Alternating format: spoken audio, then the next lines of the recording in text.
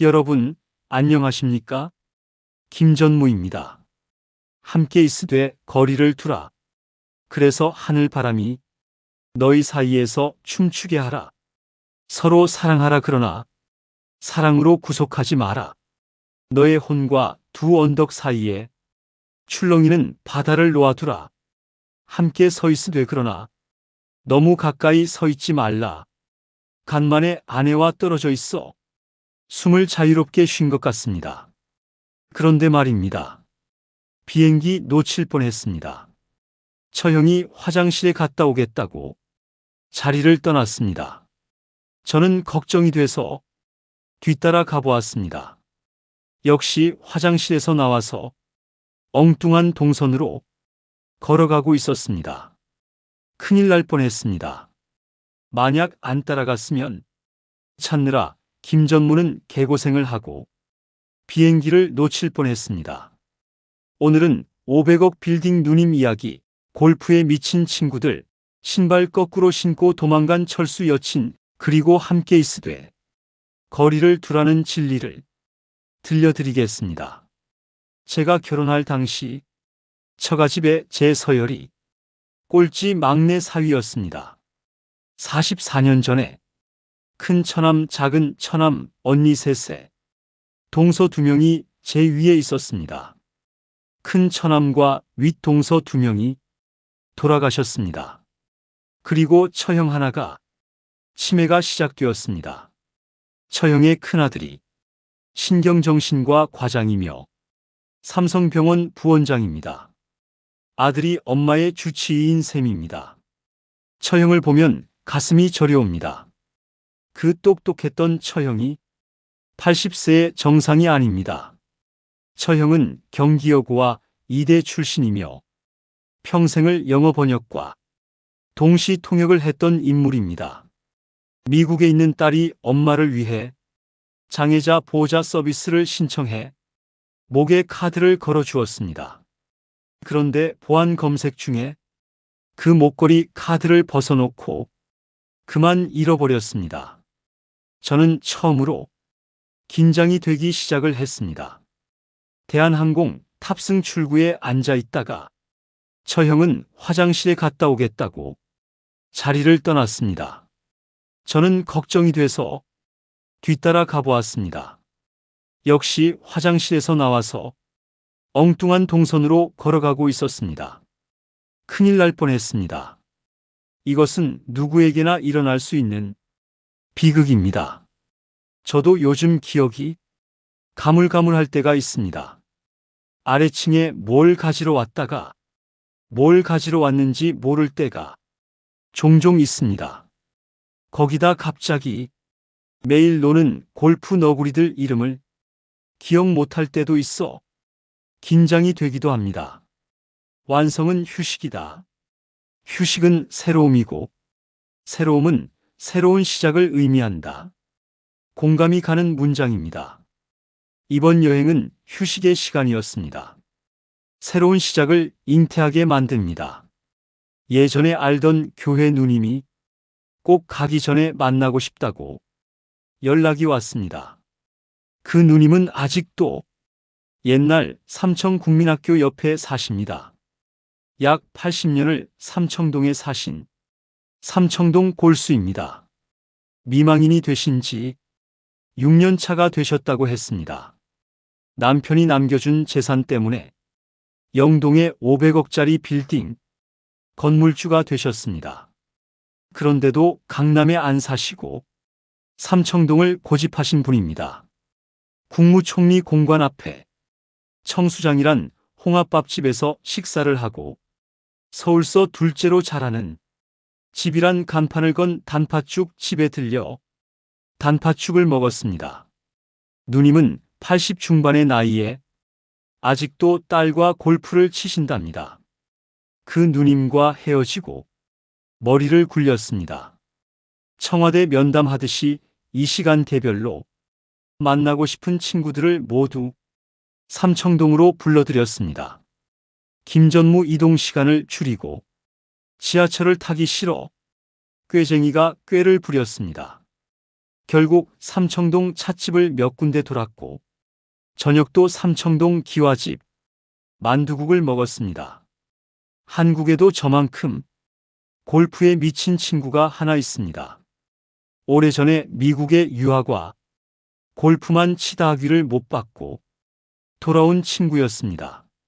그런데 그 집 어린 딸들은 아빠 유학 기간 동안 공부를 잘해 변호사가 되고 골드만삭스의 중견 간부가 되었답니다. 아무튼 그 선수가 딸집 미국에 오면 너구리들과 골프를 치곤 했습니다. 골프로 맺어진 우정 때문에 식사 초대를 받았습니다. 그 친구가 데려간 곳이 인천 쪽에 있는 추어탕 마을이었습니다. 식사를 마치고 관악산 중턱에 있는 호합사절에 올라가 둘레길을 걸으며 오로지 골프 이야기만 했습니다. 글쎄 서울 근교에 이런 숨은 명당의 아름다운 절이 있다는 사실을 몰랐습니다. 다음 약속 장소는 수원 광교였습니다. 신분당선을 타기 위해 3번의 지하철을 갈아타고 광교 중앙역에 도착하니 친구가 마중 나왔습니다. 친구 아들이 2명이 있는데 2명이 모두 다비치란 안경점을 운영하고 있어 좋은 안경 하나를 맞췄습니다. 친구는 2 아들에게 대학을 안 보내고 4층짜리 빌딩을 2개 지어 안경점을 내주었답니다. 친구는 대학 졸업 후 삼성병원에서 동의원소실에 근무했는데 당시 규정상 55세에 은퇴하라고 해서 황당했답니다. 그래서 주식을 공부해 엄청난 부를 쌓았습니다. 저녁은 수원 갈비집에서 간만에 맛있는 고기를 먹고 헤어졌습니다.